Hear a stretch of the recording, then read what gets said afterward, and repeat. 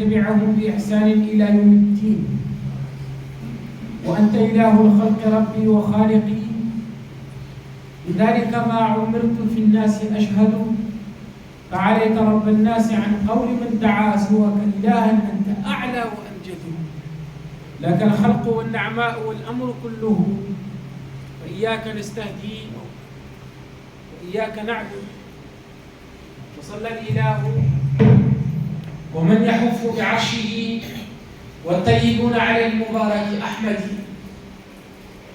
خلقت مبرأ من كل عيب كأنك قد خلقت كما تشاء بلغ العلا بكماله كشف الدجى بجماله حسنت جميع خصاله صلوا عليه وآله اللهم صل وسلم على رسول الله.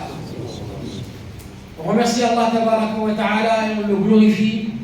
Allah Tabaraka wa Ta'ala est un Seigneur qui mérite d'être remercié, glorifié, aimé, vénéré, invoqué, évoqué. Et si on est reconnaissant envers lui à travers les bienfaits incalculables qu'il nous a accordés, de par sa grâce et sa miséricorde, il nous augmentera. C'est ce qu'il nous a promis dans le Coran. Et lorsque votre Seigneur proclama, si vous êtes reconnaissant, certes j'augmenterai sur vous mes biens, et si vous êtes ingrat, certes mon châtiment est terrible et douloureux. Lorsque cette reconnaissance envers Allah va se manifester en nous dans tous ses aspects, et cela va venir s'additionner à la foi et la mise en pratique de cette foi que nous avons dans cette doctrine à travers les bonnes actions, cela fera en sorte qu'on sera préservé de la punition et du châtiment d'Allah.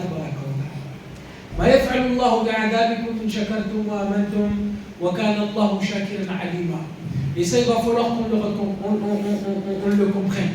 Pas que la reconnaissance verbale, il faut additionner à cela la reconnaissance interne. La reconnaissance interne que ce que je possède comme bienfait provient d'Allah. Et je l'ai exclusivement parce que Allah me l'a accordé. Et tout comme il me l'a donné, il est capable de le reprendre, subhanahu wa ta'ala.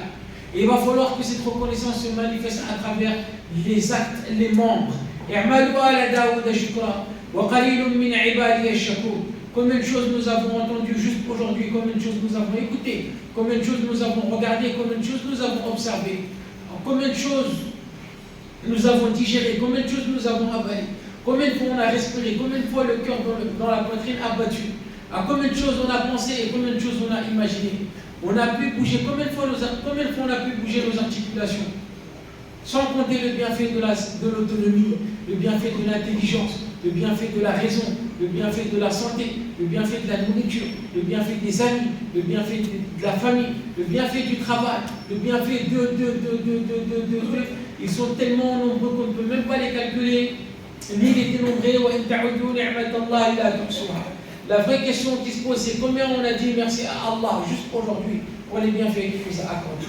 Et si jamais le fait d'être guidé vers cet islam est aussi un bienfait, ce bienfait en question est aussi soumis à la même règle que n'importe quel autre bienfait. La règle, elle est simple et c'est la suivante. Tu es reconnaissant envers Allah, il t'augmente et il te préserve ce bienfait. Tu es ingrat, tu n'es pas reconnaissant envers lui, il te reprend ce bienfait. Parce qu'on a tendance à penser que ça y est, on est musulman et on ne va pas dévier du droit chemin. Qui est à l'abri de cela? Personne. Et il y a des gens qui étaient musulmans et qui se sont apostasiés. Allah nous dit dans le Coran, Inna alladhina amanu thumma kafaru thumma amanu thumma kafaru thumma izdadu kufra. Lam yakun illahu liyaghfira lahum wa la liyahdiyahum tariqa. Qu'Allah nous préserve de cela. Il n'y a pas plus véridique en parole qu'Allah tabaraka wa ta'ala. Et il n'y a pas de promesse plus véridique que celle d'Allah. Il n'y a pas un message plus clair que celui d'Allah tabaraka wa ta'ala. Il n'y a pas d'instruction plus facile et plus souple que celle d'Allah tabaraka wa ta'ala. Il n'y a pas plus miséricordieux, il n'y a pas plus doux, plus clément, plus indulgent qu'Allah tabaraka wa ta'ala. Et en même temps, il n'y a pas plus dur en châtiment que lui, subhanahu wa ta'ala. Et ça, il va falloir qu'on le comprenne. Entre nous et Allah, c'est simple. Il n'y a pas de lien de parenté, il n'y a pas de lien d'amitié, il n'y a rien du tout. Tu réalises ce pourquoi tu as été créé et moi, Allah tabaraka wa ta'ala, je te fais miséricorde. C'est aussi simple que cela. Quant à celui qui a échoué dans la réalisation de ce pourquoi il a été créé, alors c'est la punition qui l'attend. Malgré qu'Allah il est latif, malgré qu'Allah il est rahim, malgré qu'Allah il est karim, malgré qu'Allah il est arhamur rahimin, c'est la punition qui t'attend. C'est aussi simple que ça. La plus grande forme de reconnaissance envers Allah, c'est de réaliser ce pourquoi il t'a créé, point à la ligne. C'est aussi simple que cela. Et aujourd'hui, on regarde l'état de la Ummah à l'échelle internationale. Elle est inquiétante. Et il y a un paradoxe. Comment se fait-il que notre état est tel qu'on l'a constaté, tout en sachant qu'on a l'islam? C'est problématique. On ne peut pas être musulman et mettre en pratique cet islam comme Allah le veut, et ensuite être dans cette situation catastrophique. Ça ne colle pas. Ar-Rasul alayhi minallah salam, il a été envoyé avec cet islam et avec un message qui a réformé des personnes qui mangeaient de la charogne, qui enterraient leurs filles vivantes, qui tuaient sans raison valable, qui épousaient les veuves de leurs parents, de leurs pères, qui pratiquaient l'usure intérieure, qui se prosternaient pour des idoles qu'ils ont eux-mêmes construites, qu'ils ont eux-mêmes fabriquées, qui transgressaient les limites et la logique humaine. Le plus fort transgressait le plus faible. Des personnes qui ne respectaient même pas le voisinage. Des personnes qui ne respectaient pas le lien de parenté. Et ce message, et cet islam avec lequel Al-Rasul a été envoyé, a fait en sorte de réformer ces personnes-là, de les sortir des ténèbres, de l'obscurité à la lumière, ça a réformé leur comportement et leur façon d'être jusqu'à ce qu'ils soient arrivés à un stade où Allah Azza wa Jalla a été satisfait d'eux et il a éternisé ça dans le Coran en disant radiyallahu anhum wa radu anhum. C'est le même islam que nous avons, c'est les mêmes principes, c'est les mêmes règles, c'est les mêmes injonctions, c'est les mêmes ordres, c'est les mêmes interdits. Pourquoi ça les a réformés eux? Et pourquoi nous, ça ne réforme pas? Où est le problème?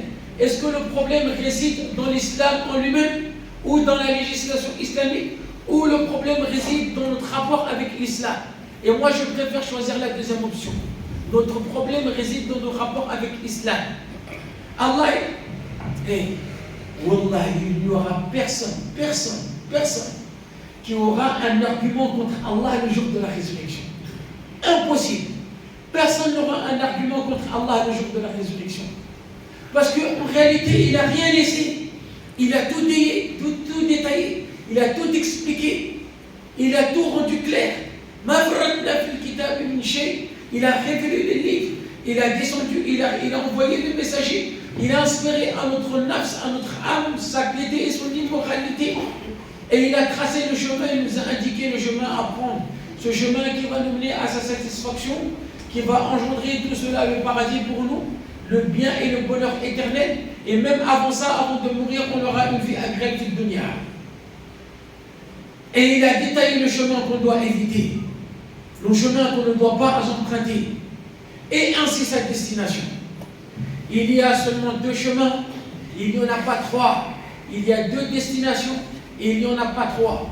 Une fois que tout a été clair, Allah nous a donné le choix d'agir comme on veut. I'malu ma shi'tum, innahu bima ta'maluna basir. Faites ce que vous voulez. Allah est certes clairvoyant sur ce que vous faites. Emprunte le chemin que tu veux. Mais attention, chacun d'entre nous, fardan, va devoir assumer la responsabilité dans ton choix. Celui qui veut se soumettre à Allah tabaraka wa ta'ala, qu'il le fasse. Celui qui veut croire, qu'il le fasse. Celui qui veut emprunter le chemin qui mène à la satisfaction d'Allah qu'il le fasse. Celui qui veut se soumettre à Allah, qu'il le fasse. Et celui qui veut emprunter le chemin qui mène à la perdition, c'est son problème, il peut l'emprunter. Celui qui veut se rebeller contre Allah, qu'il se rebelle. Celui qui veut mécroire, qu'il mécroie. Celui qui ne veut même pas prier, qu'il ne prie même pas. Celui qui ne veut même pas pratiquer l'islam, qu'il ne pratique pas. فمن شاء فليؤمن ومن شاء فليكفر إنا أعتدنا للظالمين نارا أحاط بهم سرادقها وإن يستغيثوا يغاثوا بماء كالمهل يشوي الوجوه بئس الشراب وساءت مرتفقا. Mais attention, chacun va devoir assumer et chacun sera otage de ses actions. كل نفس بما كسبت رهينة. C'est aussi simple que cela. Et si on choisit de prendre le mauvais chemin, alors on n'a pas le droit de se plaindre par rapport aux conséquences qu'on va subir. Abadan. C'est un chemin qu'on a emprunté, on n'a pas le droit de se plaindre des conséquences. Celui qui choisit de tourner son dos à Allah, celui qui choisit de ne pas pratiquer le dîn comme Allah l'a légiféré, que cette personne s'attend à une vie remplie de gêne. ومن أعرض عن ذكري فإن له معيشة ضنكا ونحشره يوم القيامة أعمى قال رب لم حشرتني أعمى وقد كنت بصيرا. Tu ne peux pas avoir une vie agréable في الدنيا tout en étant rebelle, tout en tournant ton dos au dit. C'est impossible. Et là où tu imagines le bonheur, il n'est pas là-bas. Le bonheur le bonheur et la liberté résident dans notre soumission à Allah Tabaraka wa Ta'ala. Et celui qui choisit d'emprunter ce chemin, d'être croyant, il doit se mettre en tête qu'il est soumis à des règles divines. Il ne peut plus vivre comme bon lui semble. Tout est dicté. Il y a des choses qui lui sont autorisées et il y a des choses qui lui sont interdites. لا يعيش على هواه كيفما شاء أينما شاء يمضي إلى حال سبيله ويكون له الخيرة من أمره. Ça c'est impossible. Cette personne va devoir se soumettre à la volonté d'Allah. Cette personne va devoir faire des choses. Cette personne va devoir sacrifier des choses. Cette personne va devoir renoncer à certaines choses pour entretenir sa relation avec Allah Tabaraka wa Ta'ala. Elle va devoir prioriser certaines choses. Elle va devoir faire abstraction de ses passions et de ses envies si ses passions et ses envies ne sont pas conformes à la religion et à la volonté d'Allah Tabaraka wa Ta'ala. Le choix ne lui appartient plus. وما كان لمؤمن ولا مؤمنة إذا قضى الله ورسوله أمرا أن يكون لهم الخيارة من أمرهم. C'est plus lui qui décide, c'est Allah qui décide. Non, c'est Allah qui établit les règles. Et lui maintenant, cette personne choisit de s'y plier ou pas.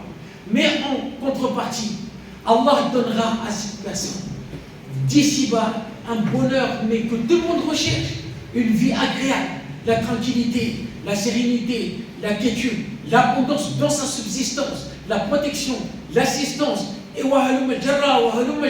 ainsi de suite. Parce que quand Allah il t'éblouit jusqu'à ce que tu es surpassé. Et Allah, il promet, il dit quiconque agit en bien, homme ou femme, tout en étant croyant, nous allons certes lui accorder une vie agréable. Mais la vie agréable réside dans quoi? Est-ce qu'elle réside dans l'abondance des matériels mondains? Point d'interrogation.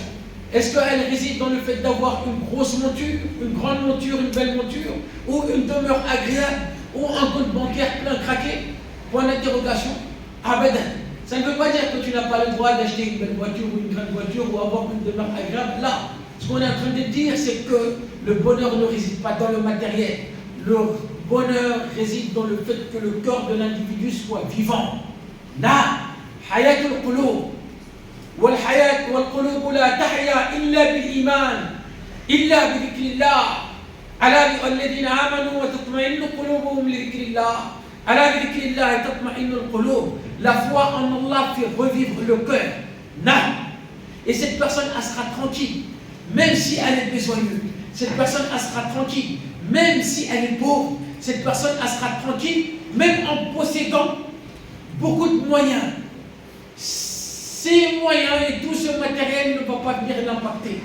Elle sera dans une situation où lorsqu'un bien la touche, elle va remercier Allah Tabaraka wa Ta'ala et elle va être reconnaissante envers Allah. Ça va se transformer en bien pour lui. Et lorsque un mal le touche, ça va, il fait preuve de patience. Cette épreuve ne va pas ébranler sa foi, au contraire, ça va l'augmenter. Il va être à travers cette épreuve comme Allah il veut qu'il soit, et ça devient un bien pour lui. Parce que lui, il a la certitude que rien ne peut l'atteindre si Allah ne l'a pas décidé. Et ce qui l'a touché ne pouvait pas l'éviter. Et ce qui l'a loupé ne pouvait pas l'atteindre. ولن يحصل المرء على حقيقة إيمانه إلا إذا تيقن علم اليقين أن ما أصابه لم يكن ليخطئه وما أخطأه لم يكن ليصيبه. Et aujourd'hui, à l'échelle de la Ummah, on a ce problème de foi. Non, on ne parle pas de cette foi qui est donnée à tout le monde. Parce que même celui, en tant que musulman, qui passe toutes ses journées dans des boîtes de chicha, ou dans des boîtes de nuit, où il fait du mal de gauche à droite, et que tu lui demandes qui est Allah, il va dire c'est mon créateur. C'est une foi qui lui a permis de dire ça. On parle de la foi qui va te permettre d'être sauvé. On parle de cette foi-là. Et cette foi, elle doit être recherchée, elle doit être acquise. Et comment on fait en réalité? Est-ce que pour booster la foi, il faut quelque chose qu'on doit brancher à notre poitrine pour que la foi puisse se booster? Abadan. Aujourd'hui, regarde, dans toutes les catégories, on a un problème, nous les musulmans. Dans nos croyances, il y a un problème là-bas. Dans nos adorations, dans la pratique de nos adorations, il y a un problème là-bas. Dans nos relations, il y a un problème là-bas. Dans nos transactions, il y a un problème. Dans notre comportement, il y a un problème partout. Pourquoi? Et pourtant, nous sommes musulmans. C'est compliqué à comprendre cela. Et pourtant, nous sommes musulmans. Ah, Wallah, le vrai problème réside ici. Parce que nos cœurs, là, ils ne sont pas encore prêts. On n'est pas encore prêt à obéir à Allah avec amour et par crainte. Et il y a un problème aussi dans notre compréhension. On comprend les choses de manière erronée. Parce qu'on n'a pas bien saisi le message d'Allah. Et pourtant, il est clair. C'est ça notre différence avec la première génération. Eux, leur cœur était prêt à obéir à Allah dans n'importe quelle circonstance. Ils ont fait de la religion leur première priorité. Et c'est cette religion qui a piloté leur existence. N'en parlons même pas de leur quotidien. Lorsque Allah a révélé l'obligation de cette prière à cette Ummah, le cœur des compagnons était déjà prêt à obéir à Allah avec amour et par crainte. Ils ont prié de manière parfaite. Ils ont été humbles dans leur prière. Et leur prière leur a procuré énormément de bien. Ils ont effectué cette prière comme Allah a voulu qu'elle soit effectuée. Sans problème, pas de problème. Lorsque Allah a révélé l'obligation de la zakat, ils se sont pliés à cela, ils ont obéi parce que le cœur était déjà prêt à obéir à Allah avec amour et par crainte. Ils ont dit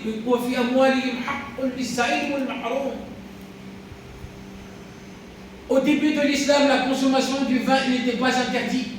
Et lorsqu'Allah a interdit le vin, le cœur des compagnons était déjà prêt à obéir à Allah tout de suite, dans l'instant T, par amour et par crainte.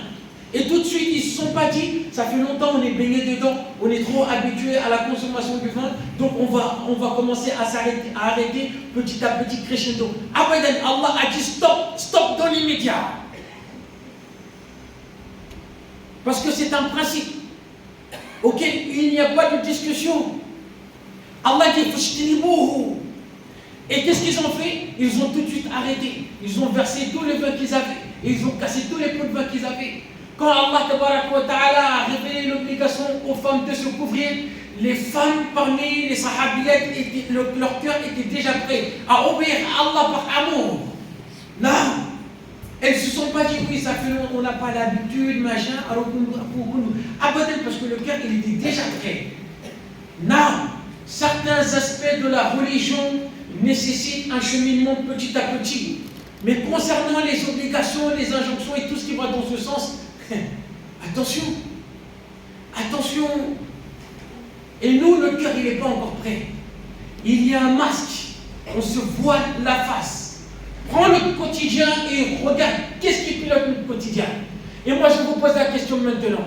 Depuis hier, au Dohr, jusqu'à maintenant, Jum'a, sans compter les 7 prières que tu as accomplies, combien de temps tu as accordé à la religion? Combien de fois tu as parlé d'Allah? Combien de fois on t'a parlé d'Allah? Combien de bonnes choses as-tu accompli? Et tu as été la cause de combien? Tu as été la bonne cause de combien de... Combien? Ah, Ista'anna billah. Qu'Allah fasse qu'on soit à la hauteur de ce qu'il attend de nous. أقول ما تسمعون وأستغفر الله لي ولكم ولسائر المسلمين إنه كان غفورا رحيما.